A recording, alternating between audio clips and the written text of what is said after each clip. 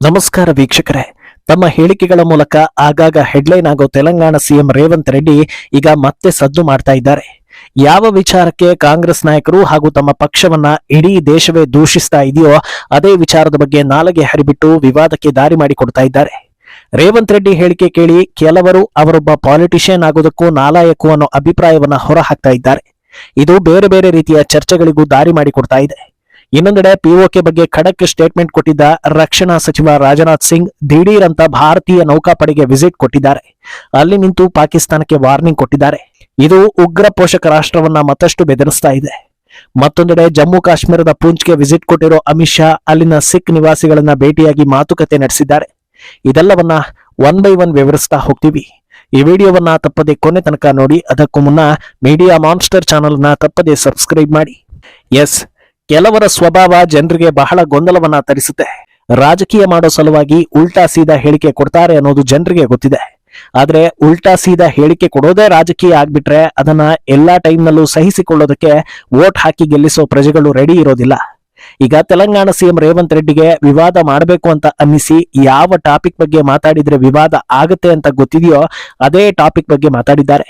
Operation ಸಿಂಧೂರ್ನಲ್ಲಿ ಭಾರತಕ್ಕೆ ಘನ ವಿಜಯ ಆಗಿರೋದಕ್ಕೆ ಸಾವಿರ ಸಾಕ್ಷಿಗಳು ಸಿಕ್ಕಿದ್ರು ಮತ್ತೆ ಕೆಲವರು ತಮ್ಮ ತೆವಲಿಗೆ ಇಂಥ ಪ್ರಶ್ನೆಗಳನ್ನ ಕೇಳಿ ತಮ್ಮ ಮರ್ಯಾದೆಯನ್ನ ತಾವೇ ತೆಗೆದುಕೊಳ್ತಾ ಇದ್ದಾರೆ. ಈಗ ಆ ಸಾಲಿಗೆ ತೆಲಂಗಾಣ ಸಿಎಂ ರೇವಂತ್ ರೆಡ್ಡಿ ಸೇರ್ಪಡೆಯಾಗಿದ್ದಾರೆ. ಖರ್ಗೆ ಹಾಗೂ ಗಾಂಧಿ ಕುಟುಂಬದ ಆಪ್ತ ವಲಯದಲ್ಲಿ ಗುರುತಿಸಿಕೊಂಡಿರೋರೆಲ್ಲ ತೋಚಿದ್ದನ್ನ ಹೇಳಿ ಜನರಿಂದ ಉಗಿಸಿಕೊಂಡಿದ್ದಾಗಿದೆ. ಈಗ ರೇವಂತ್ ರೆಡ್ಡಿ ಪಾಕಿಸ್ತಾನದ ದಾಳಿಯಲ್ಲಿ ಎಷ್ಟು ರಫೇಲ್ ಯುದ್ಧ ವಿಮಾನಗಳು ಹಾಳಾಗಿವೆ ಅನ್ನೋದಕ್ಕೆ ಮೋದಿ ಲೆಕ್ಕ ಕೊಡಬೇಕು ಅಂತ ಓಪನ್ ಸ್ಟೇಟ್ಮೆಂಟ್ ಕೊಟ್ಟಿದ್ದಾರೆ. ಅಲ್ಲದೆ ಸಾವಿರಾರು ಕೋಟಿ ಕೊಟ್ಟು ಫ್ರಾನ್ಸ್ ಜೊತೆ ಡೀಲ್ ಮಾಡ್ಕೊಂಡಿದ್ದೀರಲ್ವಾ, ಅದಕ್ಕಾದ್ರೂ ನೀವು ಜನರ ಮುಂದೆ ಲೆಕ್ಕವನ್ನ ಬಿಚ್ಚಿಡ್ಲೇಬೇಕು ಅಂತ ಹೇಳಿದ್ದಾರೆ. ಇದನ್ನ ಕೇಳಿದ್ಮೇಲೆ ಜನರು ಕೇಳ್ತಾ ಇರೋದು, ಪಾಕಿಸ್ತಾನದ ದಾಳಿಗೆ ರಫೇಲ್ ಉರುಳಿವೆ ಅಂತ ನಿಮ್ಗೆ ಹೇಳಿದ್ದು ಯಾರು ಅನ್ನೋದು. ಭಾರತ ಸರ್ಕಾರ ಎಲ್ಲೂ ಈ ಬಗ್ಗೆ ಹೇಳಿಲ್ಲ. ಸೇನೆಯಿಂದ ಆ ಬಗ್ಗೆ ಮಾಹಿತಿಯೇ ಬಂದಿಲ್ಲ. ರಫೇಲ್ ಧ್ವಂಸ ಆಗಿರೋದಕ್ಕೆ ಒಂದೇ ಒಂದು ಸಣ್ಣ ಸಾಕ್ಷಿಯೂ ಇಲ್ಲ. ಮತ್ತೆ ಇಂಥ ಅನುಮಾನಗಳು ತಲೆಯಲ್ಲಿ ಬರುತ್ತವೆ ಅಂದ್ರೆ ಏನರ್ಥ ಅಂತ ಜನರು ಪ್ರಶ್ನೆ ಮಾಡ್ತಾ ಇದ್ದಾರೆ. 2 ದಶಕದ ಹಿಂದೆ ಚಂದ್ರನ ಒಂದು ತುಂಡೆ ಕಾಂಗ್ರೆಸ್ ಕಚೇರಿಯಲ್ಲಿ ಇದೆ ಅಂದಿದ್ರೆ ಹೌದು ಅನ್ನೋದಕ್ಕೆ ಜನರು ರೆಡಿ ಇರ್ತಾ ಇದ್ರೇನು. ಆದ್ರೆ ಈಗ ನಕಲಿ ಯಾವುದು ಅಸಲಿ ಯಾವುದು ಅಂತ ಜನರಿಗೆ ಕಾಮನ್ ಸೆನ್ಸ್ ಇದೆ. ಈ ಹೊತ್ತಲ್ಲಿ ಇಂಥ ಹೇಳಿಕೆ ಕೈಗೆ ದುಬಾರಿ ಆಗ್ತಾ ಇದೆ. ಅಂದಹಾಗೆ ಪಾಕಿಸ್ತಾನ ಕೂಡ ಈಗ ಇಂಥ ಮಾತನ್ನ ಹೇಳ್ತಾ ಇಲ್ಲ. ಆರಂಭದಲ್ಲಿ ನಾವು ಭಾರತದ ವಿಮಾನಗಳನ್ನ ಹೊಡೆದುರುಳಿಸಿದ್ದೀವಿ ಅಂತ ಹೇಳಿದ್ರು. ಆದ್ರೆ ದಿನ ಕಳೆದಂತೆ ಪಾಕಿಸ್ತಾನ ರಿಯಾಲಿಟಿಯನ್ನ ಒಪ್ಪಿಕೊಳ್ತಾ ಇದೆ. ಪಾಕ್ ಪ್ರಧಾನಿಯೇ ತಮ್ಮ ಮೇಲೆ ಆಗಿರೋ ಅಟ್ಯಾಕ್ ನ ತೀವ್ರತೆಯನ್ನ ಬಾಯಿ ಬಿಟ್ಟಿದ್ದಾರೆ. ಈಗ ಪಾಕಿಸ್ತಾನ ರಾಜಕಾರಣಿಗಳು ನಮ್ಮ ಮೇಲೆ ದೊಡ್ಡ ಅಟ್ಯಾಕ್ ಆಗಿದೆ ಅಂತಿದ್ದಾರೆ. ಅಲ್ಲಿನ ಪತ್ರಕರ್ತರು, ಸೆಲೆಬ್ರಿಟಿಗಳು ಕೂಡ ನಮ್ಮ ಮೇಲೆ ದೊಡ್ಡ ದಾಳಿಯನ್ನ ನಡೆಸಲಾಗಿದೆ ಅಂತ ಒಪ್ಪಿಕೊಳ್ತಾ ಇದ್ದಾರೆ. ಭಾರತ ಸರ್ಕಾರ, ಇಂಡಿಯನ್ ಆರ್ಮಿ ಕೂಡ ನಾವು ಪಾಕಿಸ್ತಾನಕ್ಕೆ ಸರಿಯಾದ ಹೊಡೆತ ಕೊಟ್ಟಿದ್ದೀವಿ ಅಂತ ಹೇಳ್ತಿದ್ದಾರೆ. ಆದ್ರೆ ಪಾಕ್ ಮೇಲೆ ದಾಳಿಯೇ ಆಗಿಲ್ಲ, ನಮ್ಮ ಮೇಲೆಯೇ ಪಾಕ್ ಅಟ್ಯಾಕ್ ಮಾಡಿದೆ ಅಂತ ಹೇಳ್ತಾ ಇರೋ ಏಕೈಕ ಗುಂಪು ಕಾಂಗ್ರೆಸ್ ನಾಲಾಯಕರದ್ದು.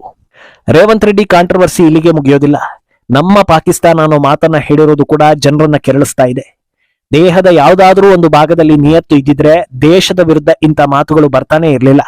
ಇವತ್ತು ಸಿಎಂ ರೇವಂತ್ ರೆಡ್ಡಿ ಹಾಗೂ ರಾಜಕೀಯದಲ್ಲಿ ಲೂಟಿ ಹೊಡೆದು ದೊಡ್ಡ ದೊಡ್ಡ ಬಂಗ್ಲೆ ಕಟ್ಕೊಂಡು ದಿನ ಬೆಳಗಾದ್ರೆ ಲೂಟಿ ಹೊಡೆಯೋದರ ಬಗ್ಗೆಯೇ ಯೋಚಿಸೋ ಕ್ರಿಮಿನಲ್ಗಳು ಕೂಡ ನೆಮ್ಮದಿಯಾಗಿ ಓಡಾಡ್ಕೊಂಡು ಇದ್ದಾರೆ ಅಂದ್ರೆ ಅದಕ್ಕೆ ಕಾರಣ ನಮ್ಮ ದೇಶದ ಸೈನಿಕರು. ಪಾಕ್ ಉಗ್ರ ಚಟುವಟಿಕೆಗೆ ನಮ್ಮ ಮಣ್ಣಿನ ಮಕ್ಕಳು ಹುತಾತ್ಮರಾಗ್ತಾ ಇದ್ದಾರೆ.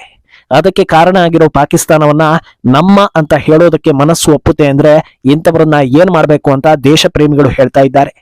ಇಷ್ಟೆಲ್ಲಾ ಮಾಡಿ ವೋಟ್ ಪಡೆದು ಗೆದ್ದು ಭಾರತದ ರೈತರು ಬೆಳೆದ ಅನ್ನ ತಿನ್ನುವಾಗ ನಿಮ್ಮಂತವರ ಮನಸ್ಸಾಕ್ಷಿ ಒಪ್ಪುತ್ತಾ?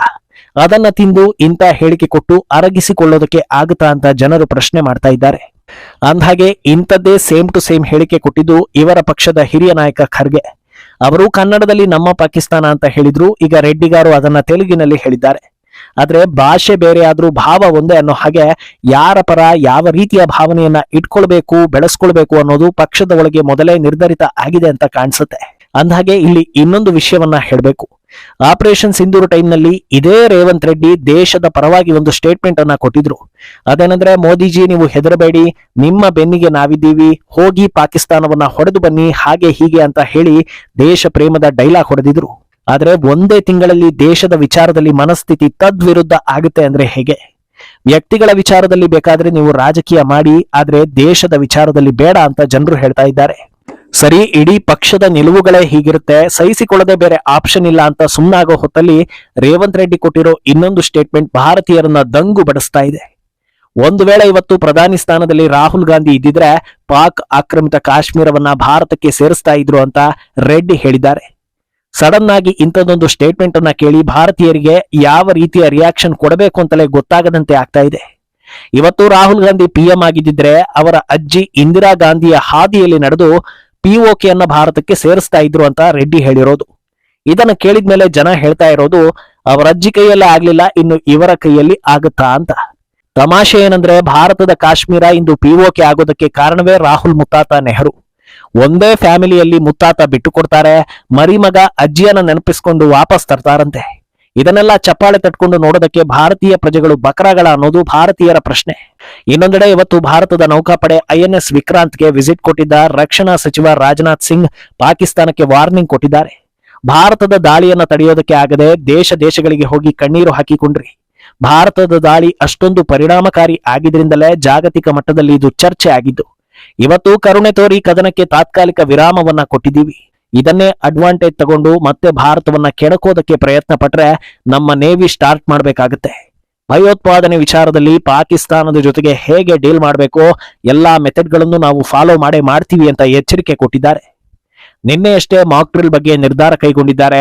ಇಂದು ಸೇನಾ ವಲಯದಲ್ಲಿ ಬಿರುಸಿನ ಚಟುವಟಿಕೆಗಳು ನಡೀತಾ ಇರೋದನ್ನ ನೋಡಿದ್ರೆ ಪಾಕಿಸ್ತಾನಕ್ಕೆ ಮತ್ತೆ ಭಾರತ ಎಲ್ಲಿ ಬಂದೂಕು ಹಿಡಿಯಲಿದೆಯೋ ಅನ್ನೋ ಭಯ ಶುರುವಾದಂತಿದೆ. ಇನ್ನೊಂದೆಡೆ ಗೃಹ ಸಚಿವ ಅಮಿತ್ ಶಾ ಜಮ್ಮು ಕಾಶ್ಮೀರದ ಪೂಂಚ್ಗೆ ವಿಸಿಟ್ ಕೊಟ್ಟಿದ್ದಾರೆ. ಪಾಕ್ ಉಗ್ರರ ಪ್ರತಿದಾಳಿಯಿಂದ ಭಾರತದ ಕೆಲವೆಡೆ ಹಾನಿಯಾಗಿತ್ತು. ಪ್ರಮುಖವಾಗಿ ಗುರುದ್ವಾರವೊಂದು ಜಖಂ ಆಗಿತ್ತು. ಇವತ್ತು ಆ ಸ್ಥಳಗಳಿಗೆಲ್ಲ ಶಾ ಭೇಟಿ ಕೊಟ್ರು. ಗುರುದ್ವಾರದಲ್ಲಿ ಪ್ರಾರ್ಥನೆ ಸಲ್ಲಿಸಿ ಸಿಖ್ ಸಮುದಾಯದವರ ಜೊತೆಗೆ ಮಾತನಾಡಿದ್ರು. ಪರಿಸ್ಥಿತಿಯನ್ನ ಅರ್ಥ ಮಾಡಿಕೊಂಡು ಧೈರ್ಯ ತೋರಿದ್ದಕ್ಕೆ ಅವರನ್ನ ಶ್ಲಾಘಿಸಿದ್ರು. ಅಲ್ಲದೆ ದೇಶದ ಭದ್ರತೆ ವಿಚಾರದಲ್ಲಿ ಮೋದಿ ಸರ್ಕಾರ ಕಾಂಪ್ರಮೈಸ್ ಆಗೋದಿಲ್ಲ, ನಿಮ್ಮೆಲ್ಲರ ರಕ್ಷಣೆಯೇ ನಮ್ಮ ಆದ್ಯತೆ, ಯಾವುದೇ ಸಂದರ್ಭದಲ್ಲೂ ನಿಮ್ಮ ಬೆನ್ನಿಗೆ ನಿಂತು ಜೊತೆಯಾಗಿರ್ತೀವಿ ಅಂತ ಧೈರ್ಯ ತುಂಬಿದ್ದಾರೆ. ಕೆಲ ದಿನಗಳ ಹಿಂದೆ ಇದೇ ಪ್ಲೇಸ್ ನಲ್ಲಿ ಓಡಾಡಿದ್ದ ರಾಹುಲ್ ಗಾಂಧಿ ಆದ್ಯತೆ ಮೇರೆಗೆ ತಮ್ಮ ವೋಟ್ ಬ್ಯಾಂಕ್ ಸಮುದಾಯವನ್ನ ಕಾನ್ಸಂಟ್ರೇಟ್ ಮಾಡಿದ್ರು. ಈಗ ಅಮಿತ್ ಶಾ ಬಾಧಿತರ ಪೈಕಿ ಒಬ್ಬರಾಗಿರೋ ಸಿಖ್ ಸಮುದಾಯದವರನ್ನು ಭೇಟಿಯಾಗಿದ್ದಾರೆ. ಮತ್ತೊಂದೆಡೆ ಪ್ರಧಾನಿ ಮೋದಿ ಪಹಲ್ಗಾಮ್ ದಾಳಿಯ ಸಂತ್ರಸ್ತರನ್ನ ಭೇಟಿಯಾಗ್ತಾ ಇದ್ದಾರೆ.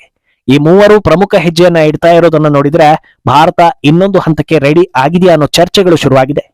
ಆರಂಭಿಸೋದಕ್ಕೆ ಮುಂಚೆ ಮೊದಲು ನಮ್ಮ ದೇಶದ ಜನರ ರಕ್ಷಣೆ ಅನ್ನೋ ಹಾಗೆ ಎಲ್ಲಾ ವ್ಯವಸ್ಥೆಗಳನ್ನ ಕ್ರಾಸ್ ಚೆಕ್ ಮಾಡಿಕೊಂಡು ಮಹತ್ವದ ನಿರ್ಧಾರವನ್ನ ತೆಗೆದುಕೊಳ್ತಾರ ಅನ್ನೋ ನಿರೀಕ್ಷೆಗಳು ದುಪ್ಪಟ್ಟಾಗಿವೆ.